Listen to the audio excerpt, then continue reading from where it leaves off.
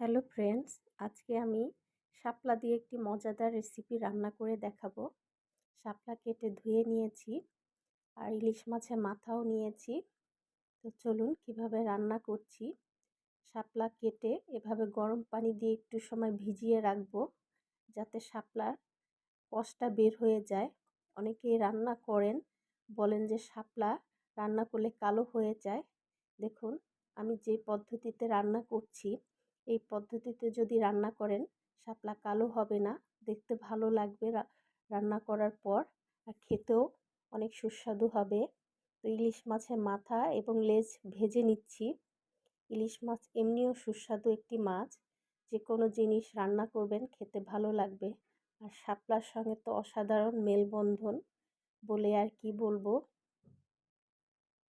তো মাছের মাথাটা ভেজে নিচ্ছি আমি হালকা করে।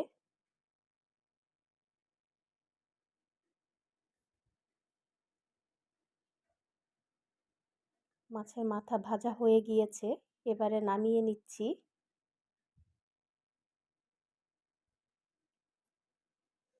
মাছ ভাজা তেলের মধ্যেই দিয়ে দিব পেঁয়াজ বাটা। পেঁয়াজটা ভেজে নিচ্ছি।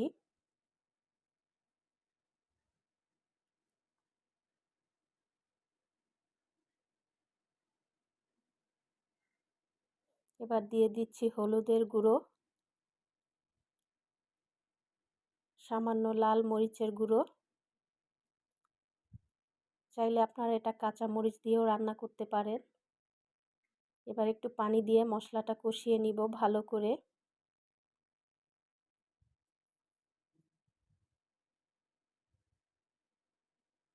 আবারও একটু পানি দিয়ে মশলাটা কষিয়ে নিচ্ছি।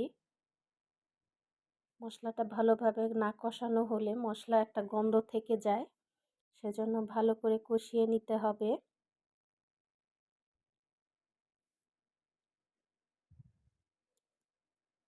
এবারে শাপলা দিয়ে দিচ্ছি।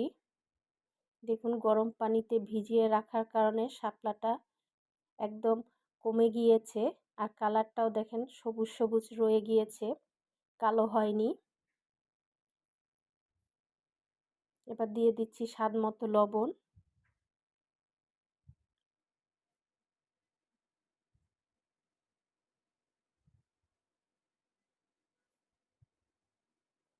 ভেজে রাখা মাছের মাথাও দিয়ে দিলাম,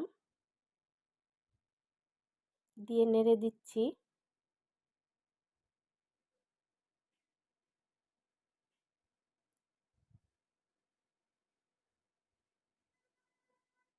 দেখুন, শাপলা থেকে পানি বের হয়ে এসেছে। এবারে ঢেকে দিচ্ছি। ঢাকনা খুলে আবার একটু নেড়ে দিব। আমাকে আর বাড়তি পানি দিতে হয়নি, শাপলা থেকেই পানি বের হয়ে গিয়েছে, এতেই সিদ্ধ হয়ে যাবে। আর শাপলা রান্না করতে খুব একটা সময় লাগে না। আবারও ঢেকে দিলাম। ঢাকনা খুলে আবার নেড়ে দিচ্ছি।